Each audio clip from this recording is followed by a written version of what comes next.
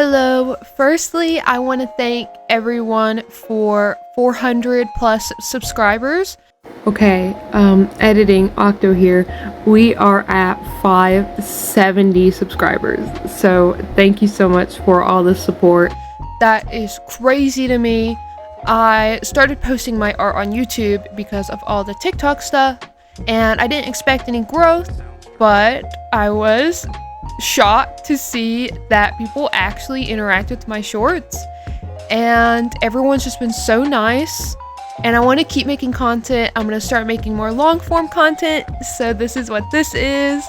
Here is my speed paint of Cloak and Dagger piece I did, and I kind of want to break it down a little bit. Let me know if there's anything specific you would like to see in the future. Tutorials, more speed paints, etc, etc. I have some stuff planned, but I am down to listen to what everyone wants to see.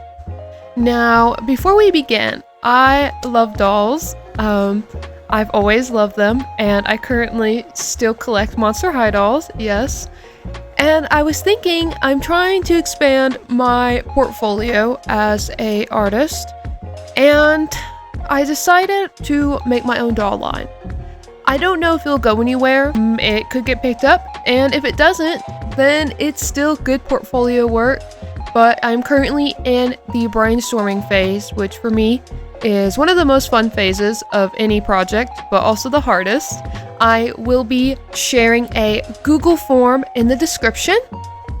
This Google form is a few questions, and it should only take like 5 or 10 minutes to just kind of know what the market wants when it comes to dolls. What age ranges, what fashion styles would help me so much if you fill it out, so I can kind of work with that and see what is marketable today, and hopefully have a really good pitch that a company will want to pick up. But again, if nothing happens, nothing happens. Portfolio work at the end of the day, and it's fun, so why not? Getting into this Cloak and Dagger piece, I really wanted to play around with the light sources and just the shading and lighting in general. I wanted some more dramatic lighting, and you can kind of see from how I have it planned out, it's a little crazy. So you have a light source coming in from behind, a light source from Cloak's magic, a light source from Dagger's dagger, a light source from her hair, and multiple pieces of her suit that light up. Some of the spacey look in Cloak's design, like in the middle of his chest, I wanted that to kind of have a slight glow. This was a very fun piece to work with that, considering, you know, lightness and darkness is a lot of their thing with their abilities and design, so that was a lot of fun. Cloak and Dagger first appeared in the Spectacular Spider-Man issue number 64 on March 1982. They showed up a few times in some Spider-Man comics as some enemies/allies to Spider-Man, but after that they were given their own comic line. And in 2018, they were given their own show that has 2 seasons, and it's actually awesome. Check it out because it is considered one of the strongest characterizations of both the characters, and it is very good. They have some pretty dated comics with some lacking writing, especially for Cloak, sadly, but when utilized, they're 2 of my favorite Marvel characters, and definitely my favorite, if not one of my favorite duos or couples. And that's when they're written best, is when they are a couple, by the way. In all the best iterations, they are soulmates and they are deeply in love. And if they happen to break up or get with other people, they still somehow manage to be like, I really want to be with Cloak, or I really want to be with Dagger. And they came together at their lowest points and have just been there for each other, like, continuously. And I just really enjoy that trope. I love when their stories revolve around the themes of dependency, whether or not it's emotional dependency or physical dependency, because they balance each other out with their powers. Like, for example, Dagger can be filled with too much light, and it can have some drawbacks. And in the same way, Cloak can be filled with too much darkness, and it also has drawbacks. So they really help and balance each other, which is just so sweet. I also love when their stories can show how their emotions affect their own abilities and each other's, because not often do you see superheroes affected by their emotions, but Cloak and Dagger's abilities are so intertwined with their emotions and feelings that it can really affect them.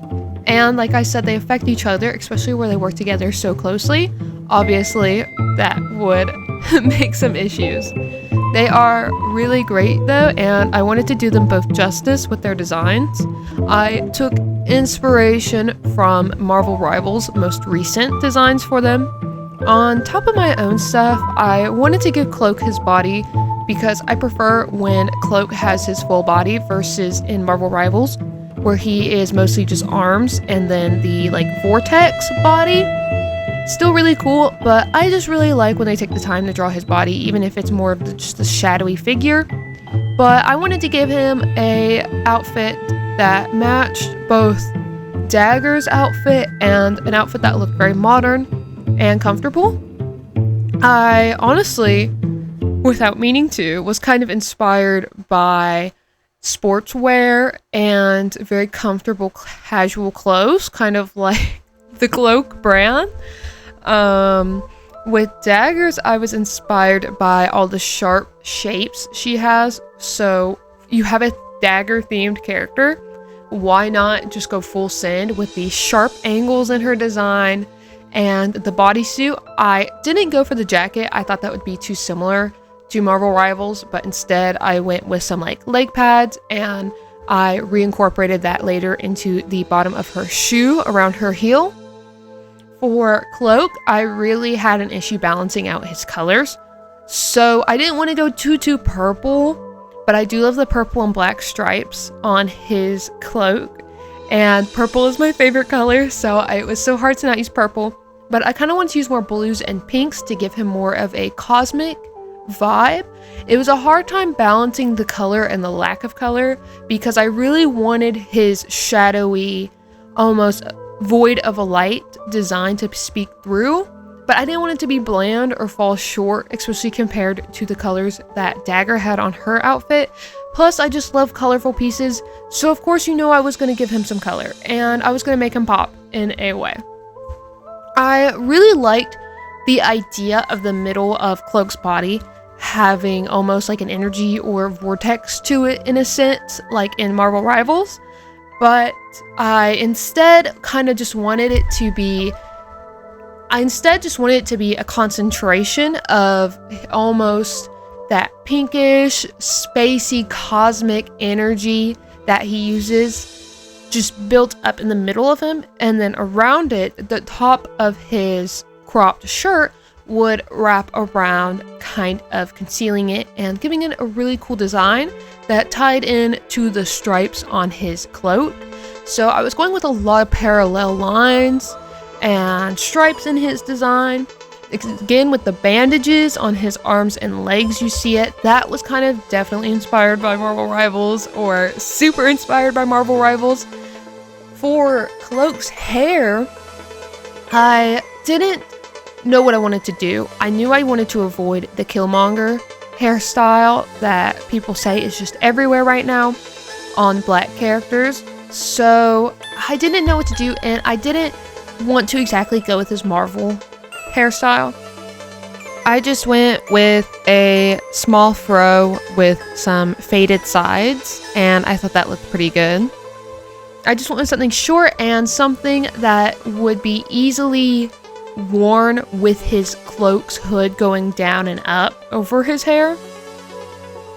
For Dagger's hair, I wanted it to glow. So sometimes in her old comic art, she does have a less of a blonde hair and more of a literal yellowing light for hair. And that's really what I wanted to capture. And again, that adds to the fun light sources in this piece. So yeah. I really enjoyed doing this. I have been so Marvel brained lately. I think I'll just do more Marvel stuff on top of my other projects.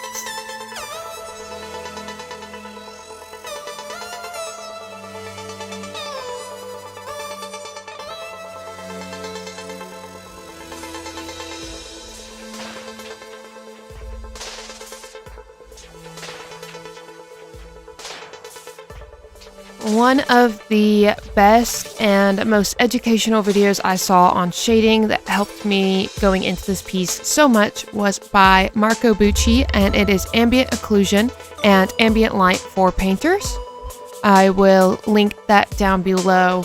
Wonderful video, very informative, and it helped me so much. I recommend going and looking at the resources you have from professionals and people in the industry and just taking in all the knowledge you can. And this is one of those videos that really stuck with me.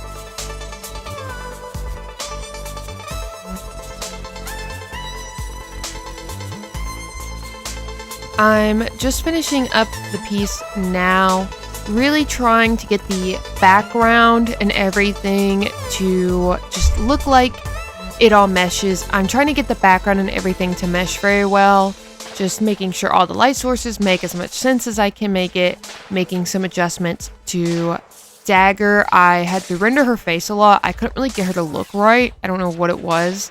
And I fixed up her body some and just cleaned some stuff up.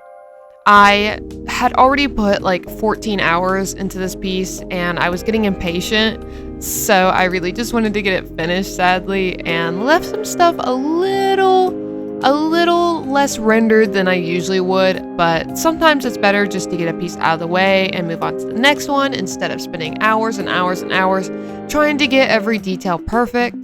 And I was just, you know, it's good enough. Let's get this done with.